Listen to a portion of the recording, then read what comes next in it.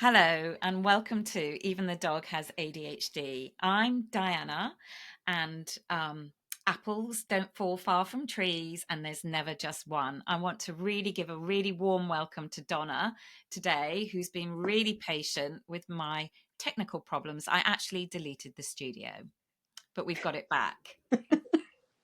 So, welcome, Donna. Do you want to share with people a bit about you and where you're from, and we'll get Yeah. right into Hi, it? Diana. So I'm Donna, and I live in North Cornwall with my two children. I was diagnosed with OCD when I was 38, and um, I am currently on the pathway for ADHD as well, and that's off the back of my son being diagnosed. There were a lot of similarities, so I decided to pursue a diagnosis as well, and have since found out it does go hand in hand with OCD. Yeah. And so when we first met, there was that kind of neurospicy antenna that just kind of went up, wasn't there? Like, Yeah. are you? Are you? Yeah, yeah.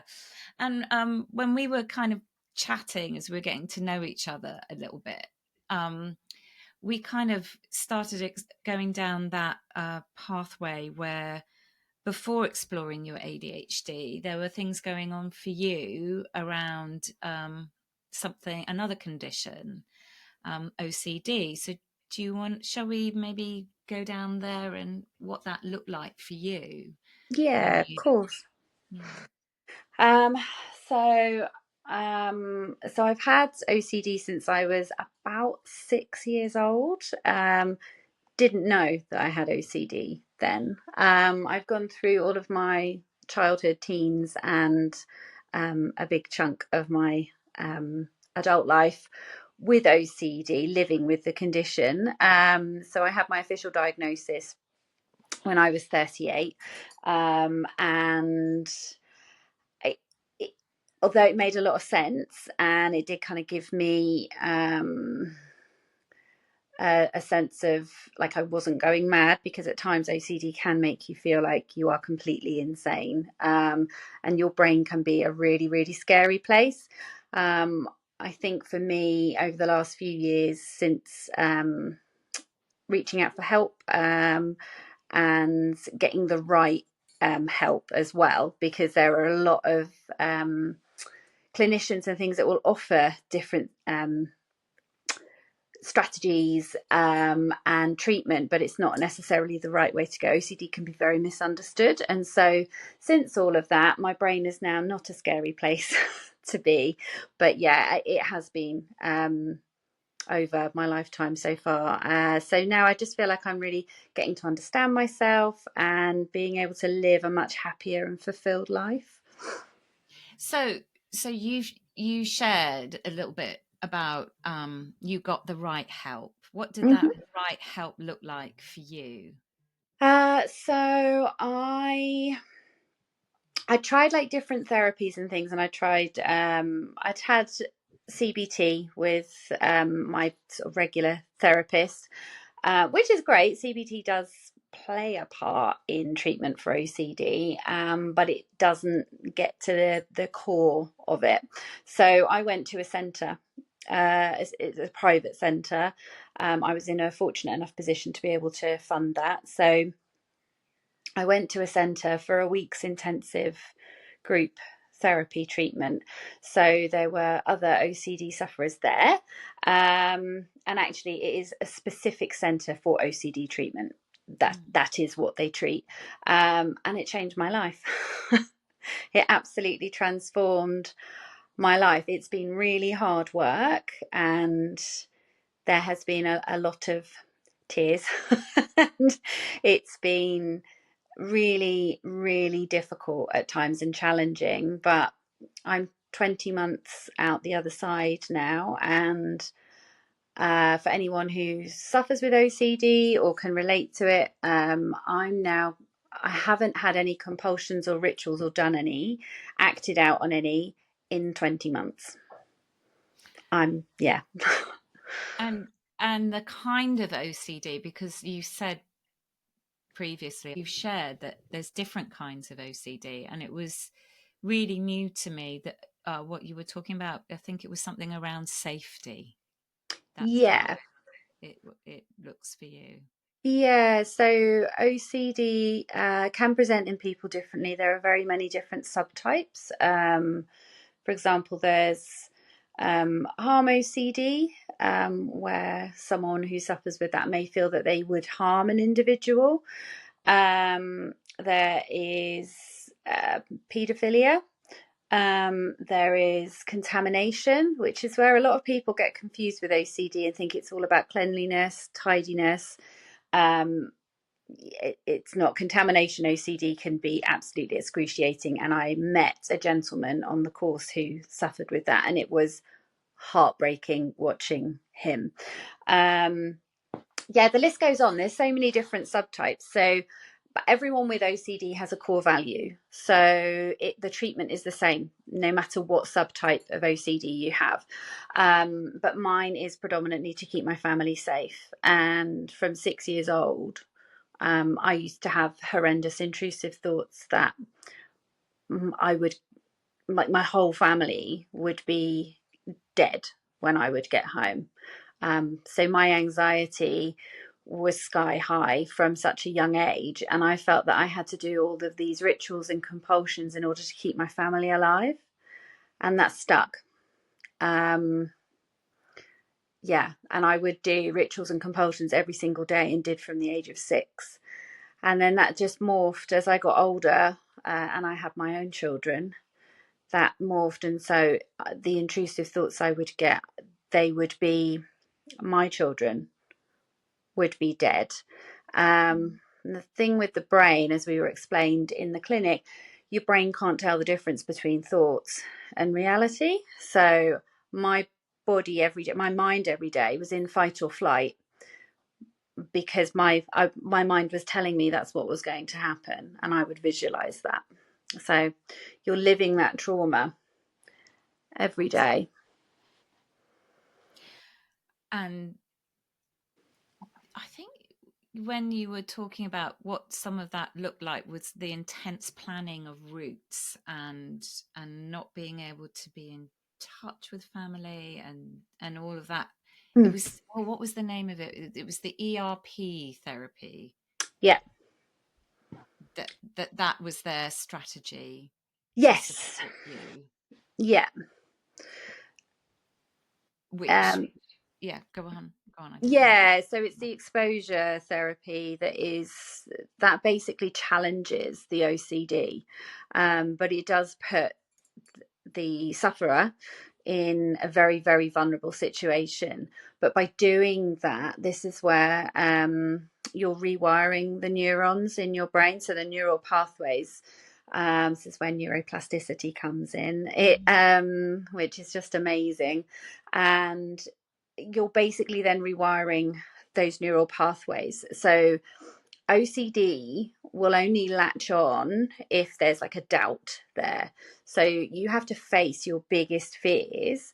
So for me, for example, for everyone it's slightly different, but for me, I would have to not carry out my compulsions and not carry out my rituals, which were safety seeking behavior, which then led me to be in an even more higher state of fight or flight. My anxiety was through the roof. I was having panic attacks when I started this procedure. And yeah, I had to, in the centre itself, one of the activities I had to do was to write down on a whiteboard in front of everybody in the room that I had to name my children. They were going to die in the next 5 minutes. And this is how they were going to die. So I had to write these sentences out, which it sounds ridiculous, but it was one of the most horrific things I think I had ever had to do. I got a tight chest just hearing the sentence. And then so I then had like a 2-minute window before this time that I'd written down had come and gone, and I wasn't allowed to look at my phone. I wasn't allowed to check. Wasn't allowed to check my phone, because what the clinician was trying to get across was, if anything had happened, that would be a coincidence. It's not. I don't have that power. I'm not that magical. I don't possess the power to stop something from happening. And as it happens, both my children were absolutely fine, and they were at school and they were having a nice day.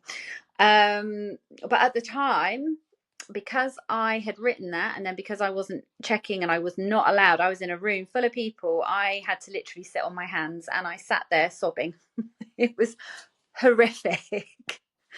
But it worked. That sense afterwards was like, oh, okay, so no, nothing did happen.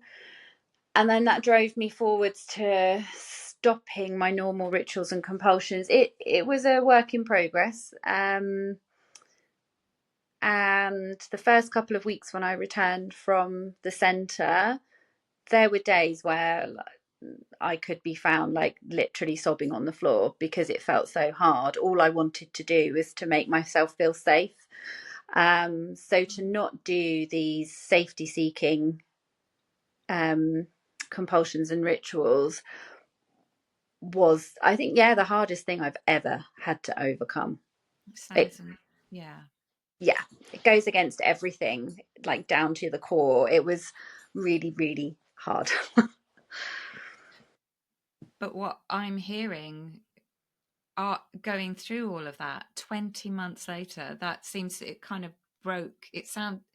Unpack a bit more about neuroplasticity, because it's broken a way of thinking that you were Yeah, almost stuck in.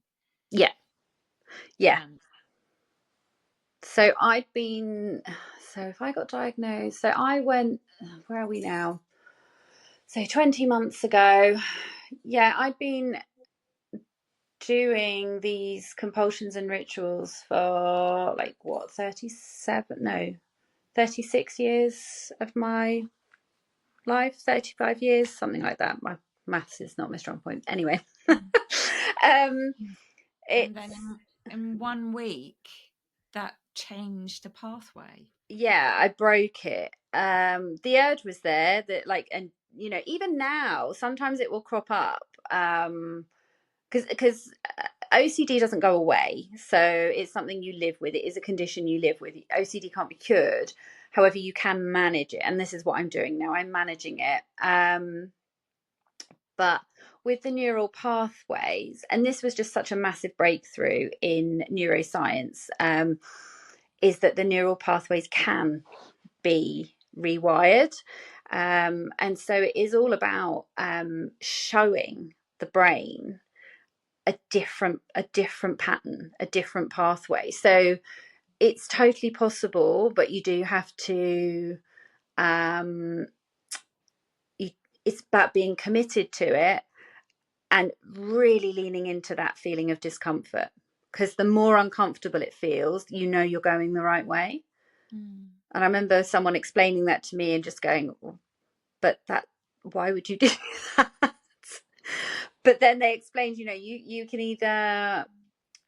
either continue as you are and be trapped in this OCD prison, or you push into the uncomfortable and could live a life free of that prison.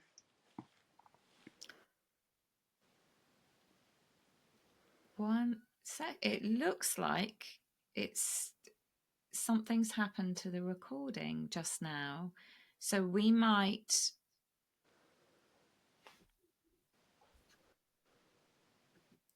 Still got the timer going. yeah, It but did it's just black out on your end. and it's now going like 40 seconds into it. Shall we just carry on and we'll Yeah, see that's what fine. we've got? What we've got. That was an odd thing. See, this is a powerful story, Donna. It's very powerful. Like the tech is going, no, don't tell the story. So with you you making this big change in your life, Mm-hmm. you were very, very When in your journey did you begin to recognize this pathway for yourself around ADHD? So weirdly, I think once, because my OCD was so prevalent, it almost masked the ADHD symptoms. And it wasn't until, so my son has been on the pathway now, well, he's been on his journey for a couple of years now. And it wasn't until we were in with his clinicians last August and we had to go through all of the forms, and then he had a 2-hour assessment. And yeah, things started to, the penny sort of dropped. Because everything, and it's weird, over the last 3 years, like he's had a few dips in how he's been coping with life. And yeah, everything's just started to make sense. And I did speak to his clinician and say, oh, this is really similar to me. And she's like, oh, you're more than likely ADHD. And she said, I also see in your notes that you've put on here that you have OCD, because they do check in with that, especially with kids as well. So she said, oh, it might be worth you contacting the GP. So that's where that journey started. And Joseph is how old now? Is he 15? 15, yeah, he'll be 16 in the summer, yeah. And when did you start that journey with his diagnosis, and what was the catalyst for that? So the journey for his diagnosis started in January 22. No, January 23. And that was off the back of, he had so post pandemic, when they were all going back to school and things, he had really started to struggle going into school. He'd started to do a bit of school refusal, and things really started to take a dip with his mental health. So we were back and forwards to the doctors, and he was diagnosed with an eating disorder in 22. And we got a handle on that really quickly. I recognised that very early on. Again, I struggled with an eating disorder in my teens, so the signs were there, and we got him early intervention, which was amazing. And then yeah, he really struggled up and down, and it wasn't until we had lots of meetings with school because his attendance was really dipping, but I stayed in communication with them the entire time. And it was the head of the SEND department at his school that actually suggested that she thought he was neurodivergent. She said, you're getting him all this different help, and although it's keeping him stable for a little while, he then reverts to something else. Mm-hmm. And so we then got him a private child psychologist, mm-hmm. Who saw him to begin with, because the CAMS list was just so long and we really wanted to know what we were dealing with. And yeah, he did a preliminary assessment on him. They had some software and things, and they did this preliminary assessment, and yeah, they came out with inattentive ADHD. So we then went back to the GP with this full report, and he was then put on the pathway with CAMS. And ever since then, school have treated him as if he does have ADHD. They really supported him because we were then going into GCSE years, so we wanted to ensure that he was fully supported. So since then we've done 50% homeschool, 50% in school, but he's coming to the end of his GCSEs now, and yeah, we're nearly there. So what does that look like for you on a daily basis at home, with 50% at home, 50% in school? How does that kind of family dynamic work as well with your younger daughter and stuff like that? What is it? Yeah, it's all been very much trial and error. To be honest, if I look back now on the last 3 years, if someone had told me the journey we would have gone on as a family, like individually and as a family, I think I would have just been like, oh my God, there is absolutely no way we're going to get to the end of this.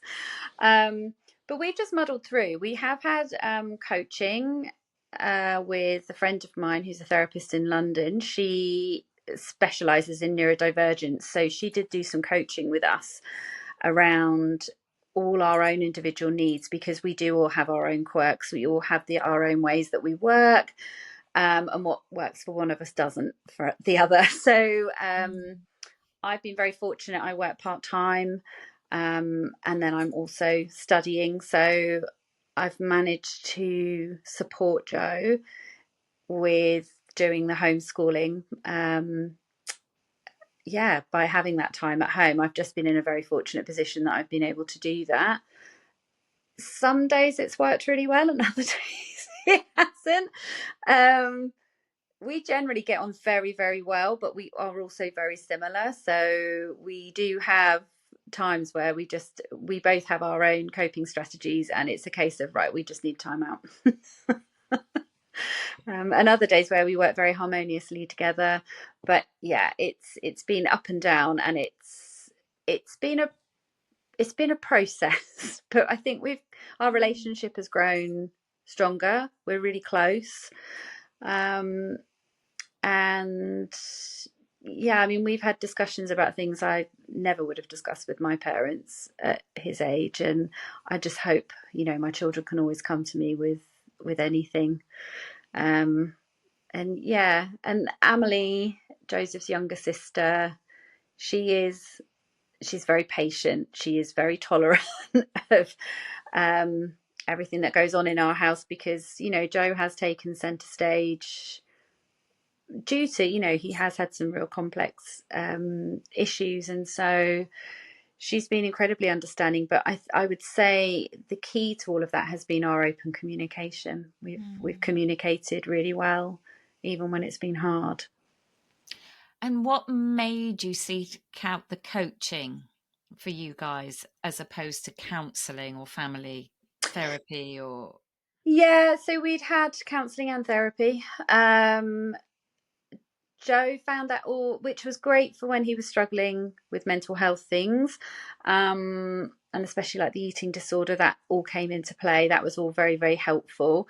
But managing day to day and managing the ADHD, it was more about, I think with coaching, it was more about him finding his own strategies, being able to be led in a way that was him coming up with what he needed, what he wanted, for him to recognize that, all about his own autonomy. So that's where we sort of came to with the coaching. So he would have it individually, and then I would have it as well, and we would just kind of work, and then we'd have a chat afterwards and work on adopting strategies within our home that enabled us all to live harmoniously, as opposed to all having meltdowns. Overwhelm. Basically, yes.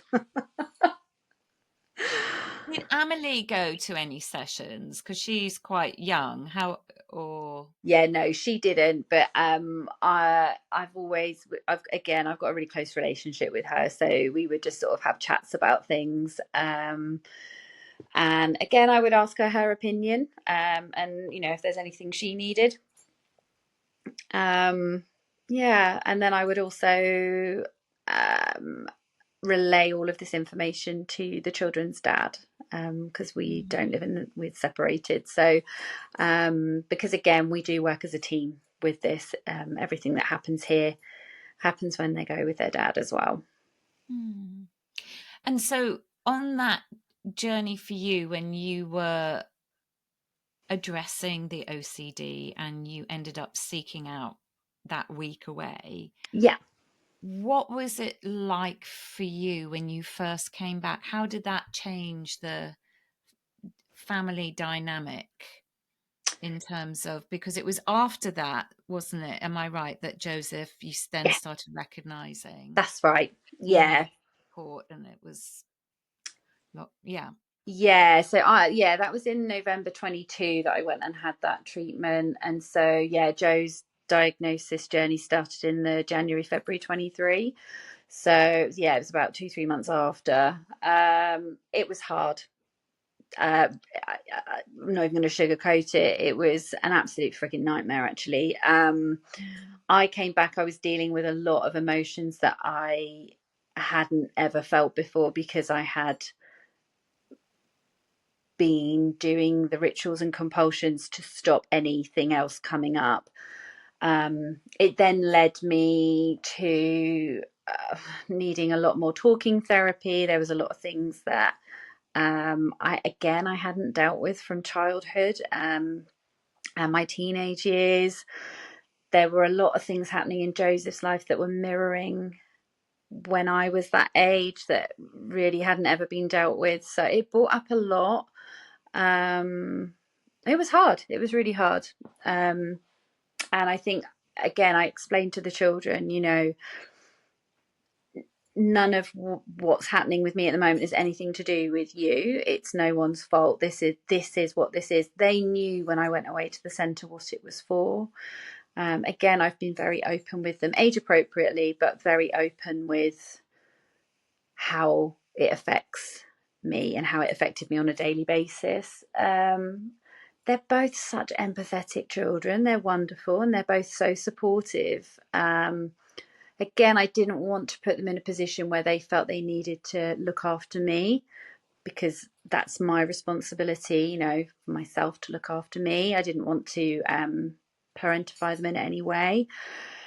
So yeah, it was important that they knew that, and again, they had support.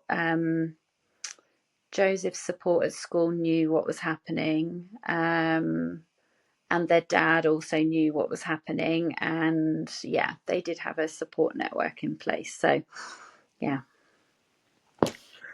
So as we kind of, I could sit and listen to you for hours on that, honestly. But as we kind of think about what what would you say to somebody who, say, is living, it may not be OCD, it might be with undiagnosed, how do you even know, apart from things are intense, aren't they? Yeah. And something, there has to be a reason for it. What would you say to somebody who might be feeling that they're just coping, or that things are quite intense, or stuff's going on with the children? Like, we've talked about awareness, I think, is the first thing, isn't it? So maybe Yeah. if somebody's listening to your story right now, that, and it's resonated, hopefully that's helpful. What else would you suggest? What was your pathway to seeking help? So I would say, if you can, then it's about entrusting someone close to you, whether that's a family member or a really close friend, um, and having a conversation with them if that's something that you feel you could do. The other thing would be to make a GP appointment and ask to speak to a mental health practitioner or specialist, like a nurse or something within your practice, someone who's trained to be able to support and give the right support with that. I had a wonderful GP. I was very, very fortunate. She was incredibly empathetic and was really quite knowledgeable about OCD. I know it can be hit or miss, and it does depend on the area that you live in as well. And also, there are some amazing charities online that you can seek support from. They offer callback services. They also offer, you can speak to them via email. You don't have to actually talk to someone if you don't want to like physically speak to somebody. And they can give you tips and things on what your next steps are, because it can be quite scary.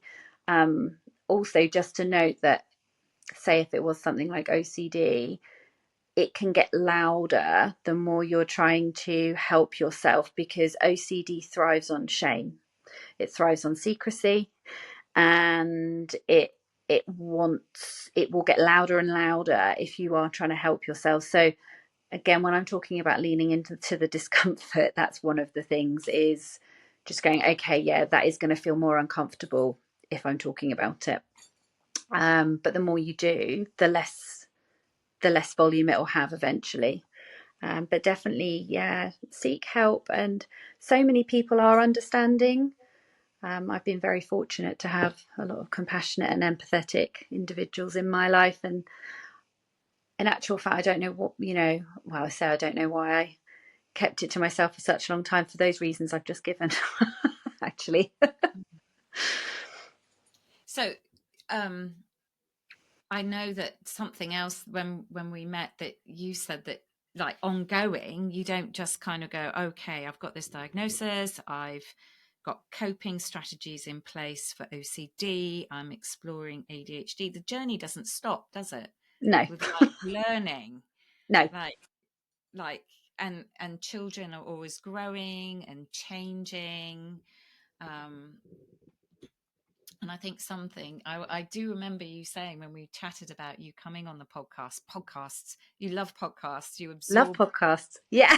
podcasts, books, talking to other neurodivergent people, that kind of thing. You just Yeah. kind of, is there any, say, book or podcast or something that you are like, oh my goodness, this was amazing, this really helped me in this area? Or Yeah, so I would say one podcast I'm listening to, which I absolutely love, is ADHD Chatter.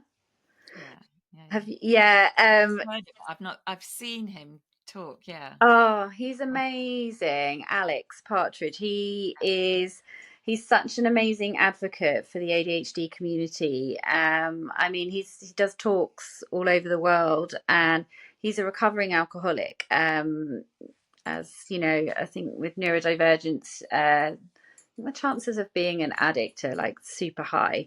It's obviously a coping strategy. It like stops all the busyness in the brain. He's amazing. Um, Book, I would say Gabor Mate, Scattered Minds. Um, Absolutely amazing. That was my first book surrounding ADHD when Joseph there first went on the ADHD pathway, and that was his therapist that recommended that book to me, and I stand by that. He's brilliant. He's amazing. And there is another book as well called A Boy Without Instructions. Is that Gabor Mate as well? No, it's not. I can't remember the name of the author, which isn't particularly helpful. But she is a PhD doctor, and her son was diagnosed with ADHD, and so she wrote a book because it's all about going against societal expectations, and how the school system failed him.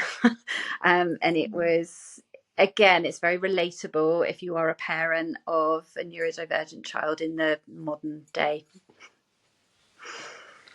So we'll find the links to all these books. And what would you say with the Scattered Minds was the thing that was most relatable from that book? It's all to do with how and where ADHD sort of, how it presents in the mind. So for me, it was just a great introduction to how and why our brains function in that way. So yeah, it sort of, it starts from the beginning and then goes through, and he relates to it in different ways, because Dr. Gabor Mate is also ADHD, as are I think three of his children. So Yeah. He Yeah. does quite a lot of stuff with his one of his sons. I don't know how many sons he's got, but Yeah. I think they did a thing. I can't remember what the thing is, so I'll just stop it right there. Yeah. So just in closing off, what we've you've mentioned books and talking with friends and having a support network. Like if you reflect back, like you said just a bit earlier, if someone had said to you what these next few years were going to look like, you would say no way. Yeah. And like when we've spoken, I'm always like really conscious of areas that we might not want to explore. And your response each time has been, I'm an open book. Yeah. There is no-go zone. Like, No. so that's I just want to celebrate that with you. If you think Thank about you. that transformation and how that transformation is absolutely possible, you Yeah. know, given, what was it, something like 36 years, you said, Yeah. and Yeah. Yeah. a Yeah. week's intensive therapy and the pathway that has then set you on, and finding Absolutely. strategies and ways of coping. And it's a mental disability, but now you have the right diagnosis and seeing what other things there are, Yeah. you can then employ the right strategies. Absolutely. And I think that's been the key point for me. I went through my teens, my 20s, like before I had my children, and I was experimenting with all the wrong things, all the different substances. And, I was fun. I was always, fun at a party, fun on a night out, but I would go to excess and I would black out. And oh, goodness me, how sometimes it makes me shudder. I don't actually know how I'm alive sometimes. Um, but now, and especially now, I'm in my 40s.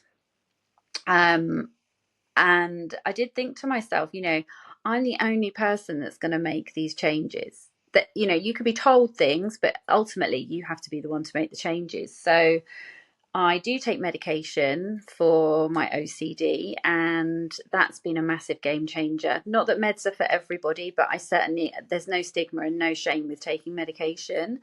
But I also practice yoga, I cold water swim, I run. Running has been my massive savior. I daily journal and I daily meditate. That is one of the things, the takeaways from the center that I had, was to do daily meditation. It really does strengthen the mind, the grey matter in the brain. It's such a key part in managing OCD, and it's also really good for ADHD as well, with allowing you to focus on things. Yeah, and I've quit alcohol. That was another, like, again, no shame on anyone else that wants to drink or anything else, but for me, it doesn't work. um, yeah, and I just I have all of these strategies in place. There are days when I have to suck everything off and just go, yeah, I'm just going to have a day on the sofa. Like, yeah, I'm not having a great mental health day. I'm feeling massively overwhelmed, or life is just feeling way too much. But I'm recognizing that. And actually, that is another self-care Yeah. strategy. And I don't feel shame about that anymore. Whereas before, I would have pushed myself through and potentially had like a massive meltdown, Yeah. which isn't fun for anyone. All very relatable, Donna. All very Yeah. relatable. Be kind to yourself. Ultimately, when you Yeah. understand yourself better, Yeah. you can make those accommodations without all this guilt and shame and Yeah. what have you. And all the techie problems that I was having, which we may still have missed stuff and all the rest of it, but being around the people, like, the shame thing is just, Yeah. this is just what's happening, this is the way it is, let's just find the way forward, right now I'm here with this and this in this moment. I'm just going to sit with it. I think that's probably something that I know for me with diagnosis is being able to sit with the uncomfortable. And Yeah, that's what I've heard a lot of in your story, yeah, that you've been able to not run away from that really yeah. hard stuff, and you faced it head on like a warrior woman, and you got through. Yeah, and it is empowering, and I sometimes think, oh my gosh, is this me? Am I talking about somebody else? But yeah, and hopefully, with because there have been times where I've also questioned, have I, oh my gosh, my poor children, are they okay? Have I went through a whole blame thing as well, as I'm neurodivergent, so is this my fault that the children have neurodivergence? And yeah, I've put all of that to bed now, and I fully understand that it's no one's fault. That's just how we're wired, and it is a generational thing. And yeah, I don't feel any guilt, and we celebrate our neurodivergence in our house. And things that we find hard, we support each other, and that's been the biggest takeaway for me, is how we've come together as a unit rather than it destroying us. That's amazing. And celebrate that with you. I'm sure people listening would want to celebrate that with you as well.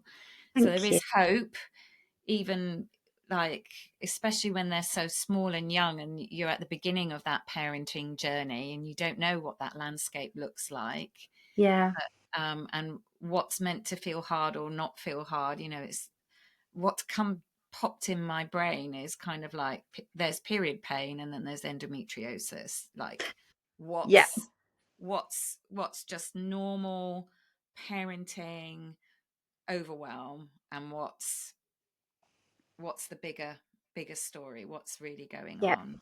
yeah. Yeah. Oh, so thank you so much today, Donna. So we'll pop all these books. I don't know if we're allowed to pop the center in your description as well, where Oh you yeah, went to. Um, are you allowed to mention the name of the center? yeah. The OCD treatment centre in Taunton. In Taunton. Okay, so Yeah, we'll pop all of that in the show notes and the description for people who'd like to know more and who found this helpful, and the books you mentioned, and link to the podcast. What was his name? Alex Partridge. yeah. ADHD better. Yeah, And like all things Gabble Mate, I think a lot of people in the neurodivergent community find incredibly helpful. You may or may not have already come across it, whoever's listening. But thank you again, Donna. So you've been listening to Even the Dog Has ADHD, because apples don't fall far from trees, and it's never just one. Bye for now.